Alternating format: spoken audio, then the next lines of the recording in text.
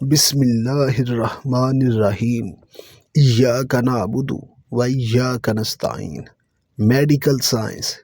اکثر لوگ medical science کو ایلوپیتھی کہتے ہیں، حالانکہ میڈیکل سائنس کو ایسا نام دینا درست نہیں۔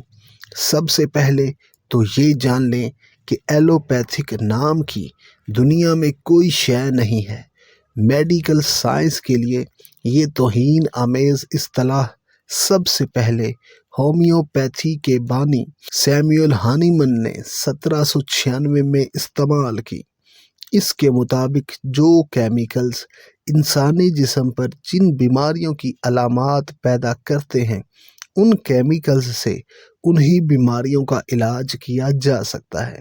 مثلاً جس کیمیکل کو کھا کر جسم میں خارش ہو جائے، اسی کیمیکل کو خارش کی بیماری میں استعمال کیا جائے تو خارش ٹھیک ہو جائے گی۔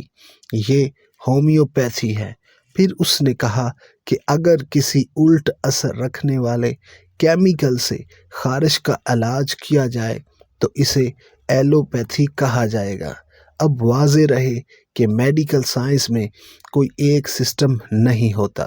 یہاں بیماریوں کی مینجمنٹ کا پورا ایک نظام ہے، جس میں کبھی تو دوا بالکل نہیں دی جاتی، صرف لائف سٹائل کی تبدیلی سے علاج ہو جاتا ہے، اور اگر دوا دی بھی جاتی ہے تو بیماری کے میکانزم کو گہرائی سے سمجھ کر دی جاتی ہے۔ اس لیے میڈیکل سائنس کو کبھی غلطی سے بھی ایلوپیتھی نہ کہا جائے۔ ایک اور غلط فہمی یہ ہے کہ میڈیکل سائنس قدرتی نباتاتی علاج نہیں کرتی۔ یہ بات غلط ہے۔ میڈیکل سائنس بھی ہربل اور جڑی بوٹیوں کا علاج کے لیے استعمال کرتی ہے، مگر ان اجزاء کو الگ کر کے جو کہ اس مرض کے لیے اثر رکھتے ہوں۔ ایسا نہیں ہوتا کہ پوری کی پوری جڑی بوٹی بغیر اس کا کیمیائی معائنہ کیے استعمال کی جائے، بلکہ جس جڑی بوٹی میں کسی مرض کے خلاف خصوصیات پائی جاتی ہیں، ان میں اثر رکھنے والے اجزاء ایکٹیو انگریڈینٹس کو الگ کیا جاتا ہے، پھر اس کا کیمیائی مطالعہ کیا جاتا ہے، پھر اس کو مختلف ٹیسٹ سے گزار کر اس کی مخصوص مقدار مقرر کی جاتی ہے۔ ایسا بھی کیا جاتا ہے کہ اس ایکٹیو انگریڈینٹس کی کیمسٹری کو سمجھ کر اس جیسے کیمیکل کو لیبارٹری میں تیار کر لیا جائے، جس طرح سینا لیوز سے قبض کے لیے سینوسائڈز بنائی جاتی ہیں۔ یا پھر پہلی اینٹی بائیوٹک پینسلین کی مثال لے لیں، جو پینسیلیم فنگس سے لی گئی۔